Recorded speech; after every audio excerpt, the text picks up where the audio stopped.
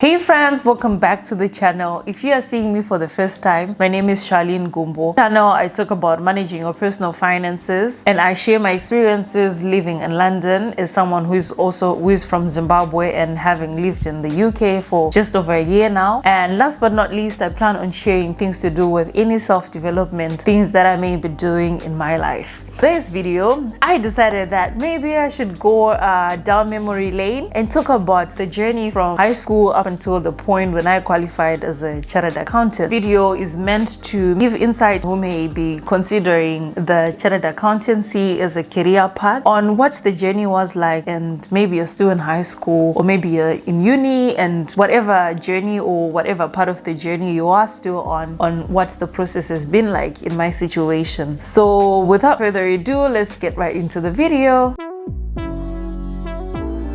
So the first part, of course, starts right when I was still in high school.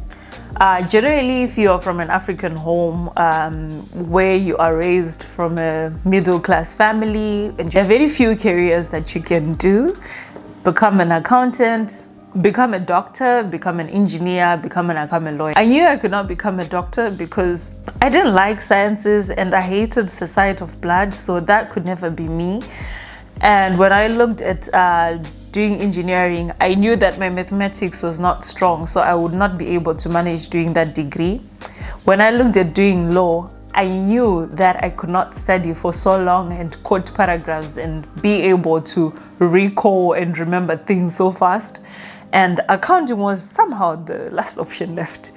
So I started gravitating towards accounting subjects and commerce, and to some extent I found them to be a little bit easier and I could sort of like navigate, I could understand them a little bit better. Other thing that came into play about deciding about me choosing to do accounting was I was looking at some of my relatives, like by elimination. So by elimination of these careers, you would obviously look at your relatives who you know that are probably doctors, if they are doing well, like financially and generally how their lifestyle is.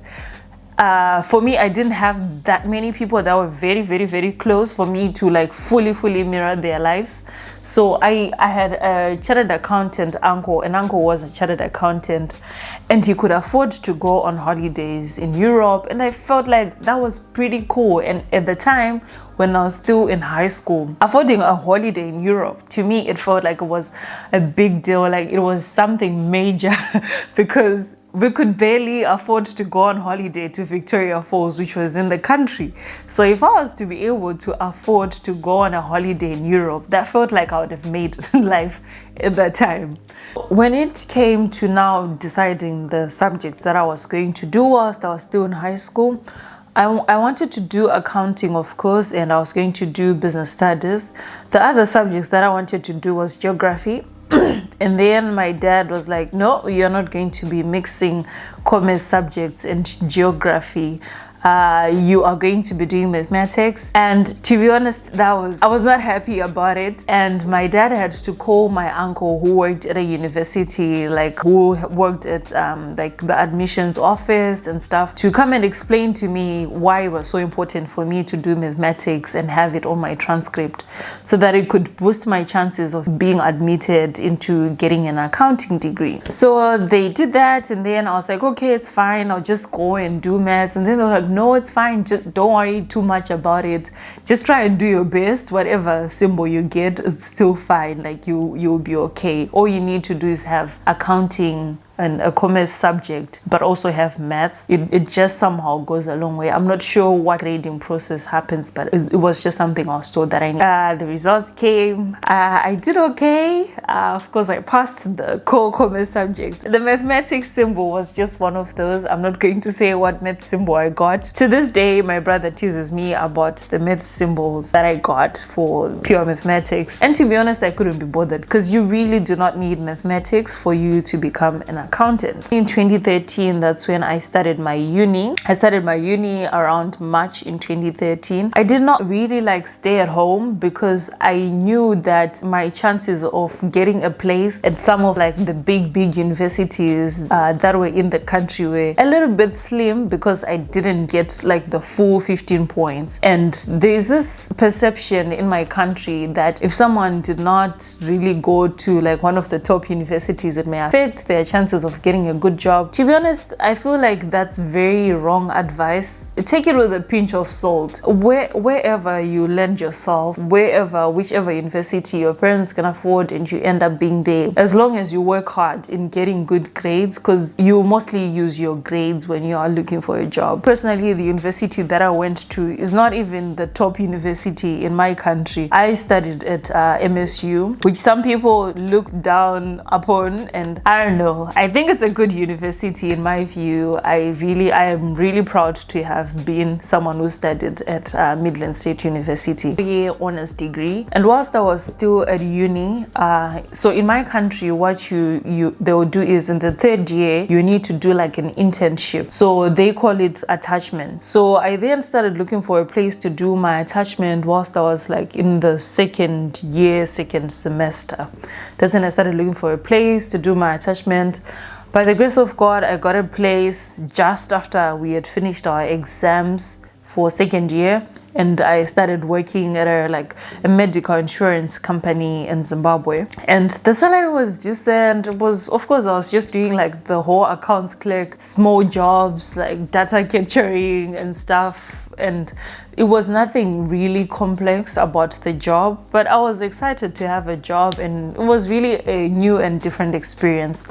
But for me, I knew that I wanted to become a chartered accountant, so I kept applying for jobs. I then got a call from one of the audit firms saying, would like to interview you, are you interested? I was like, at first I was like, maybe I shouldn't go because I already have a job. And then I had to think again that, okay, I really want to become a chartered accountant eventually. Maybe this is my chance for me to just get my foot in the door. So I was like, okay, I called them back and then I said, can I come for the interview? They said, yes, yeah, it's fine, you can come.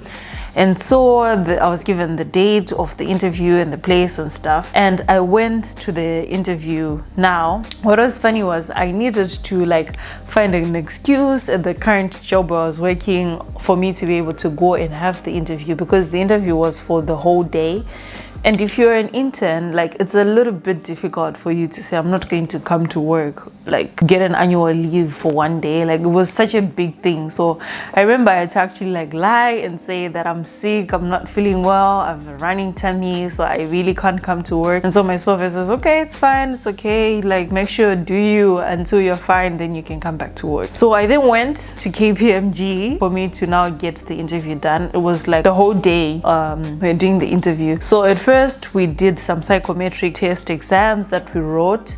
After the psychometrics, we then started doing some impromptu speeches. We then had some group exercises for them to see how you interact within a team, if you're someone who is nice, if you're someone who can collaborate with other team members. So that was like a full day of interviews. And then during lunch, of course, you'd now network and talk to the managers, ask them questions about the company, about KPMG, what they're all about. Just show that you're excited to also join them. So I think the cumulative marks were then done. In the end, I was then called and they said, we'd like to interview you for the second time. I was so happy. I remember calling my mom, telling her the news. And then I went for the second round. This was now with the managers from audit and also the HR managers. So this was now like a little bit technical, where they would ask you technical questions to understand exactly where you stand in terms of your technical abilities. So the second interview, I finished it. Of course, after the interview, I was like, oh Jesus, is that the best that I could have done? You keep asking yourself that, was that answer the right answer to even like give? Like I could have done better than that. And then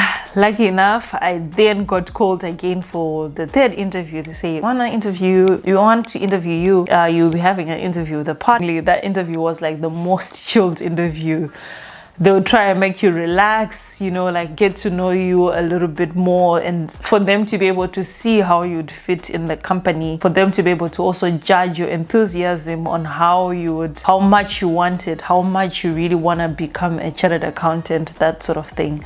So yeah, of course, you just went there and you try and make them believe and stuff. And then after that was done, I left, and of course, again, after the interview, you start asking yourself, was that the best I could have done? And I'm sure now at that point, like the current place where I was working at, they were starting to like get fishy, to suspect, like, what is this girl really up to? Like, she's always sick, like, what's wrong with her?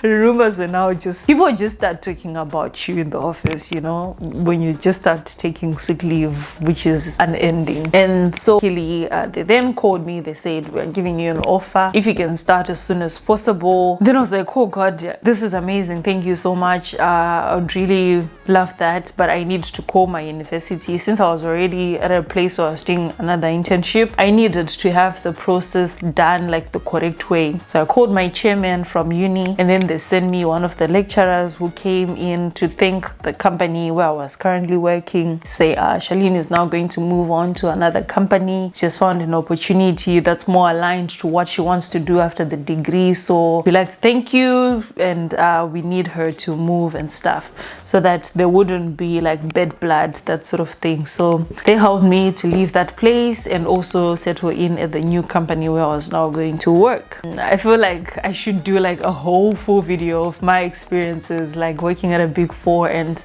doing articles, the whole internship part, how it was, because you will be doing like coffee runs, making coffee for the manager, writing from the printer. You even wore formal and even put on some heels to go to work, but there you are at work making coffee for the bosses. But anyway, I was there, and you had to get good reviews for you to now, like performance reviews on each and every assignment you would have worked on, and then they would give you like contract for you to come back. I got a contract, but this contract had a conditional clause which said if I was to get a 2-1 degree class or better, then I would get the articles contract. But if I did not pass, if I got something worse than 2-1, I was not going to get the job. So for me, that clause made me not to sleep the moment when I just think about it. If I sleep too much and if I'm playing too much, like it would just change my mood. And in my final year, I really tried to minimize any distractions when I went back to uni. I was just focusing on my school. It was just like that routine of, I really feel like I missed out on a lot in uni. Like it was just a routine of me going to school and doing my lectures, maybe studying and having discussions with my friends. And then when I get home, I'd get home, have my supper, sleep, wake up in the middle of the night and study, and maybe sleep maybe an hour before I go back to school again. So that was the cycle the whole of the like 4th year, because I did not want to even like chance not getting that contract. So that was the thing that drove me like the most in my final. I feel like my final year was the year when I was the most serious, like the whole of the uni, the whole of my time, the whole of my 4 years in uni, I was really like focused. I don't even think that I studied that much when I was now doing articles the way I did in my final year. 2016, and then I went on in 2016 around November, and then in December I graduated. After we graduated in December, in January I then started my articles because I had passed, so the conditional clause was not affecting me anymore. And so I started my articles, my 3 years, where I was getting the 3-year work experience and also doing exams. I just did like my postgraduate diploma and board exams for me to now then qualify as a chartered accountant. So after that was all done and the work experience was done, I then got signed off in January 2020, and in February I started a new job where I was now mostly audit banks. I work in the banking audit department. So just maybe a little bit of some inspiration or motivation or advice to someone who may be on this journey. I know that lately, like in the past few weeks, so many people have gotten results, high school results. The final qualifying exams came out. For some people made it, some people didn't. To be honest, it will not matter eventually in like 5 years. I just want to say, do not give up. Just keep on in the journey, keep on in the process. I know it's a very difficult process because to some extent, especially when you are now at a process where you're doing maybe your professional qualification, it feels like your life is on hold because you sacrifice so much socially. You put so much effort into trying to qualifying, or just don't give up. Like, keep going on the journey. It gets better eventually, and it doesn't mean that anyone you see who is qualified as a chartered accountant, they are way smarter than you. Trust me, that's not even the case. It's a timing difference. Opportunities come to people at different times, and eventually you'll be successful. Eventually you'll make it, you'll finish your studies. Or if maybe you haven't even failed any exam and you're still in the process, I would say just keep going, keep bracing it, keep working hard, keep putting in the hours. It will pay off eventually. But without me sounding weird, I'm not sure if I can now say it has paid off, because honestly I'm not sure if I see the full benefits yet. But having the qualification there, of course it will, I know eventually it will open doors, but paying off maybe financially not so much. Like, it's just okay. It's really just okay. So thank you guys so much for watching. Do subscribe to my channel and make sure to share my video with anyone who you think is interested in this whole journey of becoming a chartered accountant, and subscribe, and I'll see you on the next one.